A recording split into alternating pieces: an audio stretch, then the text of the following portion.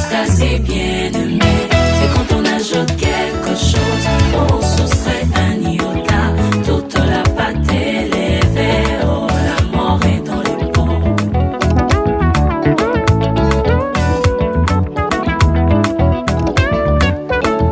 L'apostasie bien-aimée, c'est quand on ajoute quelque chose, on soustrait un iota. Shalom à tous les saints.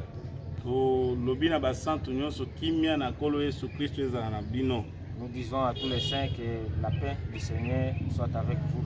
Et moi, Nzambe nyoso bisika zwami azwa ya solo kimia na Nzambe ezali évangile éternel et simba motema na ebomo na mobimba au nom de Jésus.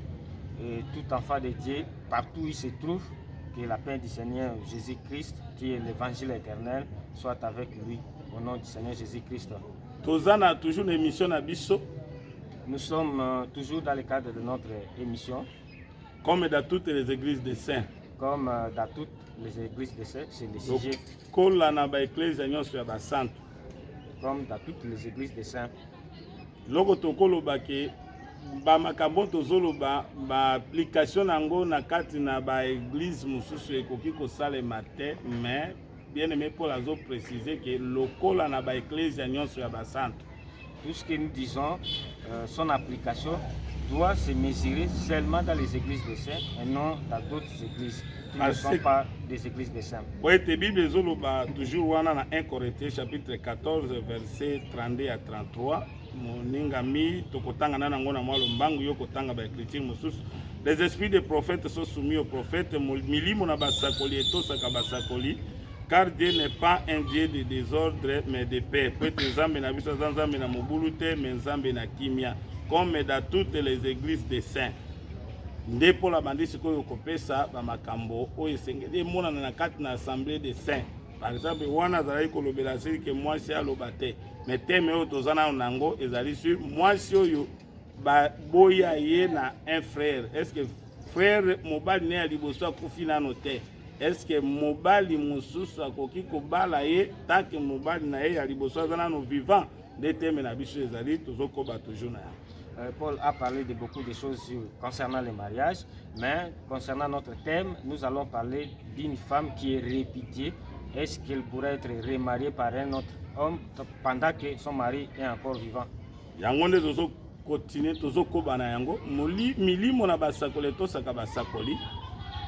Et c'est avec ce thème que nous continuons notre série d'émissions. Les esprits des prophètes sont soumis aux prophètes. Inspiration za esprit na libanzo mosusu ya komema yango na kati na basantu oyeba ke photo sa basakoli eza les écritures otosa makomi. Le prophète ici ce sont les écritures. Donc si vous avez une inspiration par rapport à enseigner, il faut respecter les écritures qui sont des prophètes. Dans vous respecter écriture te wana église za na kati ya désordre mais Bible lobi ke nzamba bengi biso te. Dieu n'est pas un Dieu de désordre, si vous ne respectez pas les Écritures, donc l'Église est dans le désordre, alors que Dieu nous dit qu'il n'est pas un Dieu de désordre, mais un Dieu de paix, comme l'apôtre Paul l'a si bien expliqué dans le livre de Corinthiens. Écriture est lobby malam, ce qui est Matthieu chapitre 5, verset 31 à 32, totangaki yango. Écriture le lobby boye. Il a été bien aimé à Zotanga Yangona Limbola na Lingala. Il a été dit que celui qui répudie sa femme lui donne une lettre de divorce. Oh yazo bengana mwasi na ye apesa ye mokanda na ko bengana mokoboya mwasi na libala. Mais moi je vous dis kasingai Yesu wana lobina lobeli bino que celui qui répudie sa femme oh yazo bengana mwasi na ye sauf pour cause d'infidélité. Longola tina na ekobo l'expose à devenir adultère. Et que celui qui épouse une femme répudiée comme un adulte.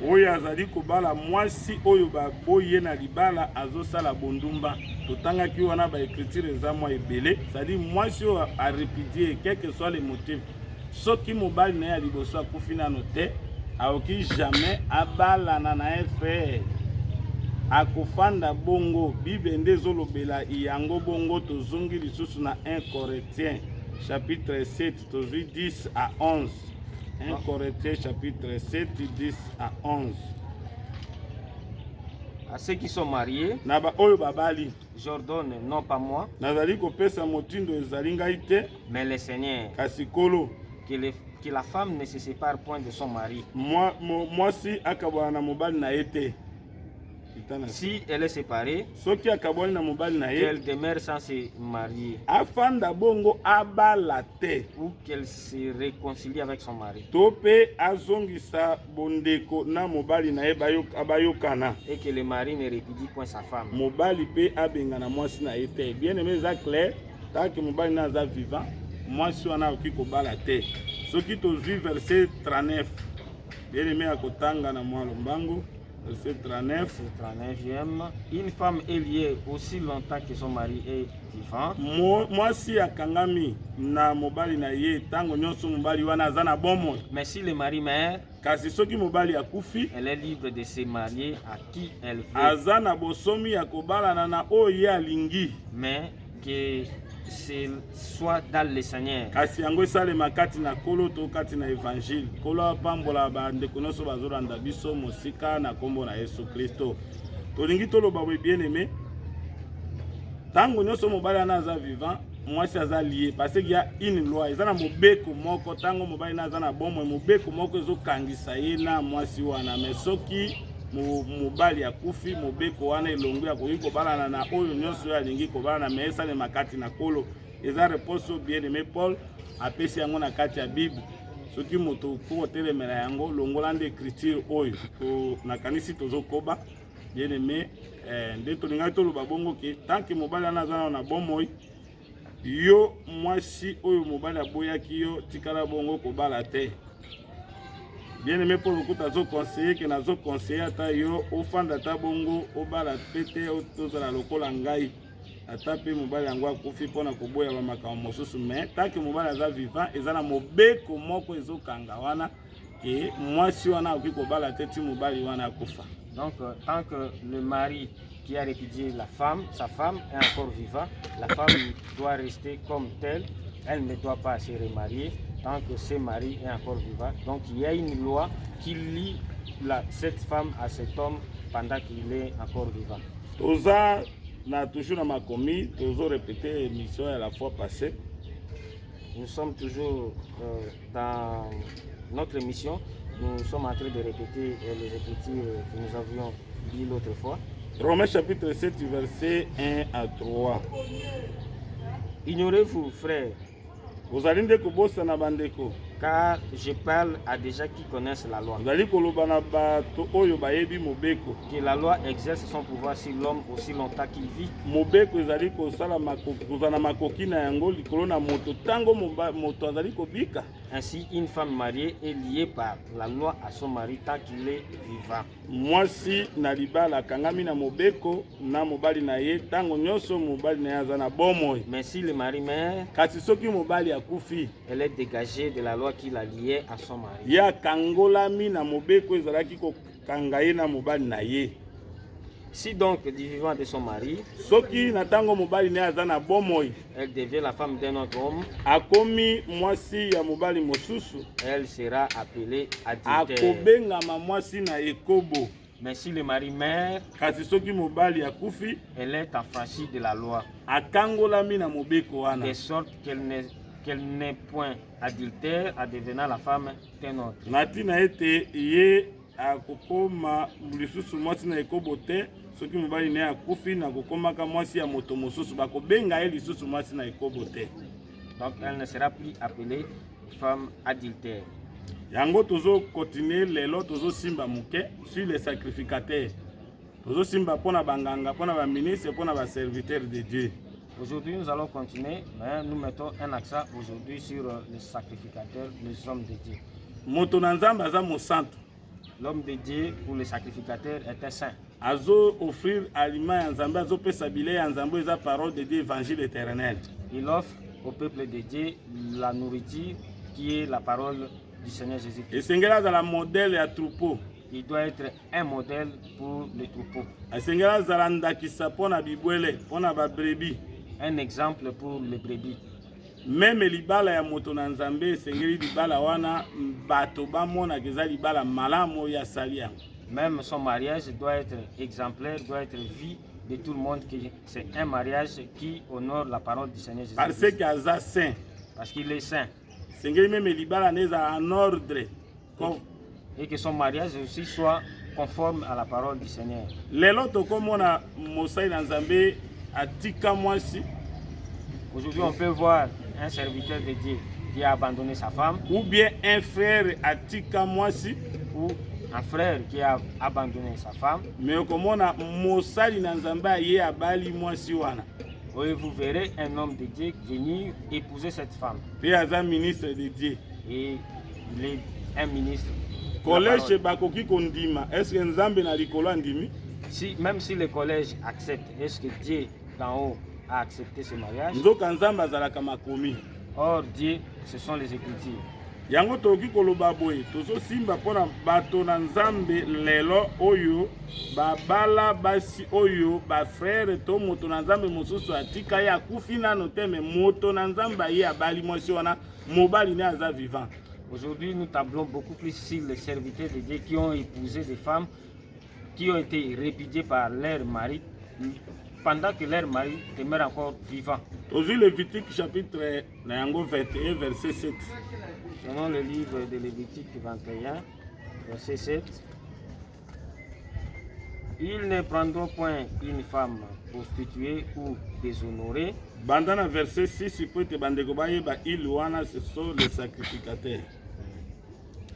Même verset 5, les sacrificateurs ne feront point de place chauve sur la tête. Tuka wana kitambala moko na verset na yango 7. Ils ne prendront point une femme prostituée ou déshonorée. Banganga nzambe bakozwa mwasi te oyo ya ndumba bala yete pe bala mwasi oyo babebisa yete.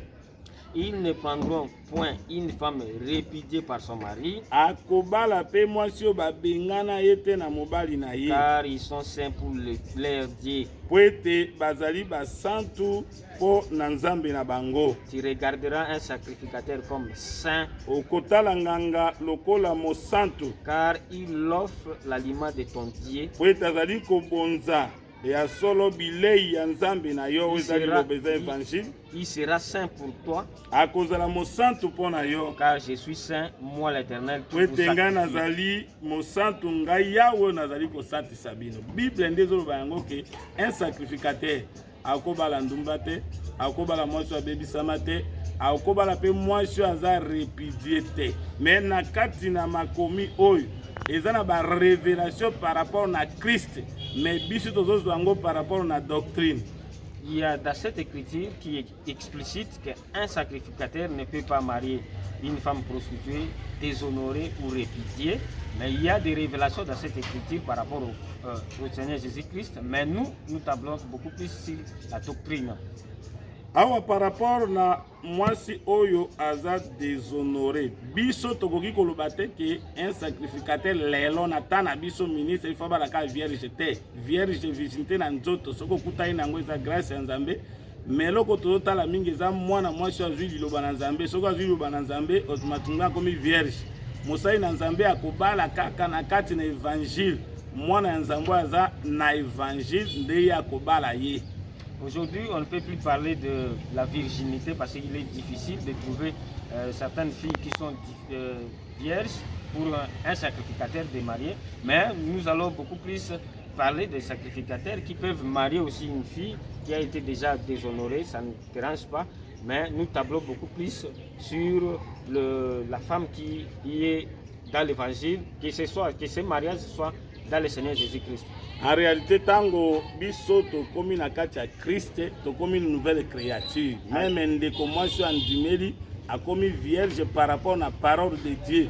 Wana virginité ya nzoto ezosala tozosenga bana biso bamibatela, tozosenga pe ndeko oyo yaki ata obebisamaki melokolo zwi évangile mosali na nzambe moko na église tsongolo akoki kobala yo. Dans l'évangile, quand nous venons dans l'évangile, nous devenons des vierges. Raison pour laquelle une femme qui a déjà été déshonorée, ça ne pose plus de problème parce qu'elle a reçu déjà la semence qui la rend vierge. Mais tozolobela lelo un serviteur ministre aoki jamais kobala mwasi oyo barepudia ye selon toti kotanga na Lévitique 21 verset 7. Mais aujourd'hui, nous parlons beaucoup plus d'un sacrificateur qui marie une femme qui a été répudiée par son mari, selon le livre de Lévitique, verset 21, chapitre 7. Ce qui tozui toujours dans Lévitique 21, tozui 13 à 14. Lévitique 21, verset 13 à 14. Il prendra pour femme une vierge. Nganga kozwa mwasi oyo aza ngondo. Il ne prendra ni une veuve, akozwa mwasi oyo akufela mobali ni te, une femme répudiée, akozwa mpe mwasi oyo babengana ye te, ni une femme déshonorée, akozwa mpe mwasi oyo babebisa ye te to aza ndumba, mais il prendra une femme vierge parmi son peuple. kasi akozwa mwasi oyo azali ngondo kati na libota na ye. C'est-à-dire tolingi toloba awa nini nganga nzambe akozwa veuve te, akozwa wana ezalaki la loi par rapport na Moïse. Par rapport na Moïse, ne tozolobela yango tolobi wana tezala ba makambo ebele sur la prophétie toko expliquer. Pour compléter, tozwa directement Ézéchiel chapitre 44 verset 22. Nde toko expliquer comment par rapport na Christ nde to chité pour na kopesa exhortation na basali na Nzambe. Nous prenons Ézéchiel 44 verset 22. Ils ne prendront pour femme ni une veuve, akozwa po na mwasi mokufeli mobali te, ni une femme répudiée, akozwa pe mwasi oyo babengana ye na libala mais te, ils prendront des vierges de la race de la maison d'Israël. bakozwa bangondo na libota ya ndako na Israël. Ils pourront aussi prendre la veuve d'un sacrificateur. Bakoki pe kobala mwasi mokufeli mobali mais azala ya nganga. Awa eza ba prophétie par rapport na Christ. Ici, c'est la prophétie par rapport à Christ. Okomona que Christ aza sacrificateur. Vous verrez que Christ était sacrificateur. Mais tango akoya na mokili po abala, mais quand il viendra dans le monde pour prendre une femme en mariage, il faut azwa pe veuve ya sacrificateur, il ne doit que prendre une veuve du sacrificateur azwa pe vierge. et une vierge. Par rapport na veuve ya sacrificateur, Moïse et Aaron, ils étaient aussi des bazaki pe banganga. Par rapport à la veuve du sacrificateur, Moïse et Aaron étaient aussi des sacrificateurs. Soki tolingi tozwa likomi Psaume chapitre 99 verset 6. Psaume 99 verset 6. Moïse et Aaron parmi ces sacrificateurs, Mose pe alona na kati na banganga, et Samuel parmi ceux qui invoquaient son nom. Samuel na kati tozwi dikema Mose pe alona na kati ya banganga. Yango nde tozobenda yango po to expliquer que Moïse azalaki aussi sacrificateur, Aaron azalaki aussi sacrificateur. Vous verrez que Moïse et Aaron sont parmi les sacrificateurs. Mais pour Jésus, azwa ndambo ya Israël lelo, azwa bango esengelaki bonganga ya Lévi ya Aaron et Souka. Pour que Jésus prenne une partie d'Israël, il a fallu que la sacrificature de Mose et de Aaron puisse prendre fin. Ok. Okomona boy, Jésus-Christ esengeli ya, mais avazwa po église tozo constituer yango na ndambo ya Israël pe biso ndambo ya nation oyo tobimi nde tosali église. Parce que nous, l'église, nous sommes une partie des nations qui se constitue à l'église. Moïse azalaki comme mobali ya Israël. Moïse était le mari d'Israël. Mais sengeli mobeko ekufa na nzela na kufa na ekulusu po ndambo na Israël ba Pierre banani bakota bakoma pe mwasi ya Jésus. Il a fallu que la loi mette à travers l'œuvre de la croix pour qu'une partie d'Israël puisse entrer. Lelo pe biso ba nation oyo tondimeli na église toza appelé ba vierge po okomona na kati na Moïse tango atiki ba frère na Egypte akei na Madia akutana na 7 filles ya Jethro bazalaki bana basi wana nyonso bazalaki bana basi bangondo. Et comme nous aussi les nations nous avons pris au Seigneur Jésus-Christ, nous sommes devenus des femmes vierges, de même que Moïse quand il a fui l'Égypte pour aller chez le sacrificateur Jethro, il avait rencontré 7 femmes qui étaient des vierges. Yango tolobi boye. Église lelo etalisamaka pe par rapport na virginité, par rapport na parole de Dieu. Puisque tozwa mobeko ya Moïse était directement Jésus aye azwi biso pe abongisi biso. Nous, Église, nous n'avons pas connu la loi. Nous avons connu Jésus-Christ qui nous a pris directement et nous a fait. Awa na simbi Mose lokola mobali na liboso na Israël me azalaki akufi me sengeli Jésus-Christ azwa veve ndambo na Israël bakoti pe biso toza ba vierge ba nation nde to constituer église. Soki tozwi écriture ya Romains chapitre 7 tokomona bazolobela wana boye par rapport na mobali ya liboso sengeli akufa po ete to appartenir à Jésus. Romains chapitre 7 verset 4. De même, mes frères, vous aussi vous avez été par le corps de Christ, mis à mort à ce qui concerne la loi, pour que vous apparteniez à un autre.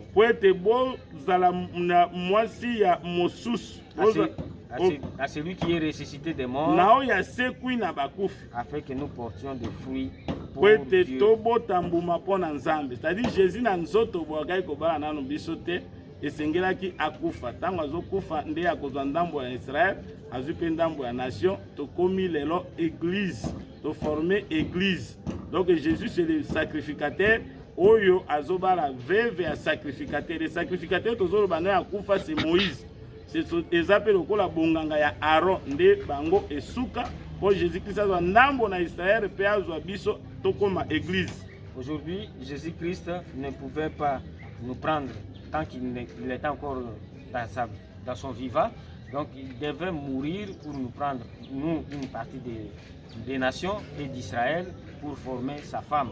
Mais lelo donc kamwa ke un homme motonanzam frère moko abala mwasi baboyani na frère wana mais yo motonanzambe oye obali mwasi wana mais frère wana zana no na bomoy. Ce qui est étonnant aujourd'hui, un sacrificateur de Dieu prend pour femme une femme qui était déjà répudiée par son mari et en même temps le frère en question est encore vivant. Nazo conseiller boyendeko eloko eleki la vie éternelle ezate. Je conseille ceci, mes frères bien-aimés, ce qui dépasse la vie éternelle ne dispose pas. Bokonzi na likolo koki kokabona na mwasi oyo zwaye wana po ti lelo zobengama moto na ekobo pe mwasi wana zobengama moto na ekobo oyo bala e mobali ne akufa nano te. En ce qui concerne le royaume des cieux, rien n'est précis que le royaume des cieux. Donc je vous conseille de quitter la femme que vous avez mariée qui a été répudiée par son mari pendant que le mari est encore vivant. Les hommes de Dieu de ce genre ne peuvent pas prêcher dans nos églises. On doit les retirer, le sacerdoce. Qu'ils soient sans exercer le ministère pour qu'ils se répandent et reprendre le service. Et repentance awa eza toujours au avoué et au délaissé, au tatolipe au tiki. La repentance ici c'est confesser et laisser. Mais tango tiki nano te. Tant que vous n'avez pas encore laissé. Na ebolimbisa ngana zwangolu. Comment yo koki ko sala kozana mwasi na kati ya ekobo na kati na ndako ya ko na ye repentance te. Repentance ya malamu po ndimama esengelo tika mwasi wana ya ekobo yo bima na kati na ekobo mwasi wana pe bima na kati na ekobo. La vraie repentance c'est laisser cette femme adultère pour que vous sortiez aussi de l'adultère tous les deux. Soki ba okata kondimisa ngona ba ministre nyonso ya mokili mobimba te abala eza na likambo moko te mais écriture lobi ke mwasi akangami na mobali na eta lokola mobali azana bomwe so mobali akufi nano te yo bali mwasi wana osali ekobo mwasi wana paza mwasi na ekobo. Même si tous les hommes de Dieu se réunissent, acceptent ça, mais la parole de Dieu, l'écriture interdit cette situation.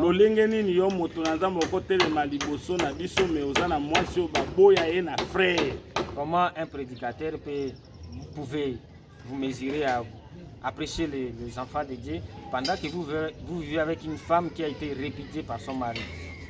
to respecter liloba na Nzambe, to sa évangile na biso, to sa ba écriture parce que Nzamba tie nyonso na kati ya makomi. Respectons les Écritures, respectons l'évangile éternel parce que Dieu a tout mis dans les Écritures. Soki to kolongola Nzamba kolongola part na biso na vie na arbre de vie. Si nous retirons ça, Dieu aussi va retirer notre part dans l'arbre de vie. Soki pe to ko ajouter quelque chose to ko bakiselo ko moko na makambo Nzamba yebita biso to bakisi to longoli to ko za bato to ko za condamner na Nzambe.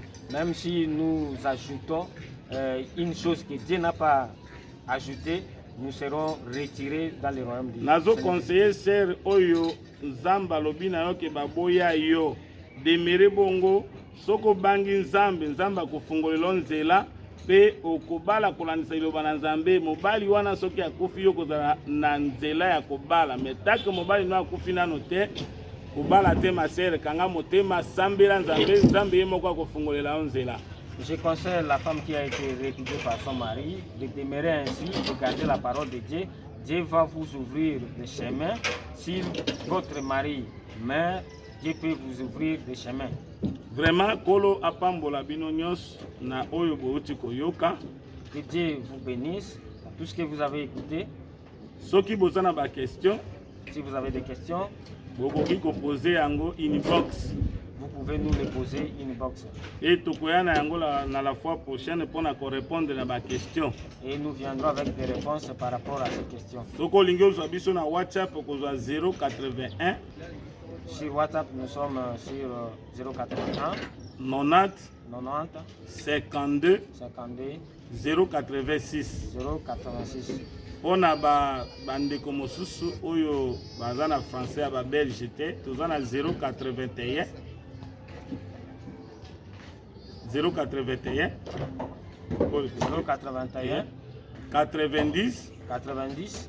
52 086. Nzambe na biso apambola bino. Notre Dieu vous bénisse. Évangile na biso eza makasi. Notre évangile est dit. Alobelaki Jésus ke lilobo eza makasi nani nda koki koyoka. On avait même dit à Jésus-Christ que cette parole est dure, tu peux l'écouter. Mais les disciples batikaki balobi ke tokokende lisusu wapi yondo za na maloba na bomo. Mais les disciples qui étaient restés avaient dit à Jésus-Christ, où irons-nous? Parce que c'est vous qui avez la parole de la vérité. Pour l'évangile éternel, kabwana na nyonso ezali kosala obstacle que gloire ya Nzambe kitate na kati na. Pour l'évangile éternel, séparez-vous de tout ce qui peut vous créer des obstacles pour votre avenir dans le Seigneur. Olo apambola bino. Que Dieu vous bénisse. Abate la bino. Qu'il vous garde. Azala na mabota na bino. Qu'il soit avec vos familles. Na kombo na Yesu Kristo. Amen. Au nom du Seigneur Jésus-Christ. Amen.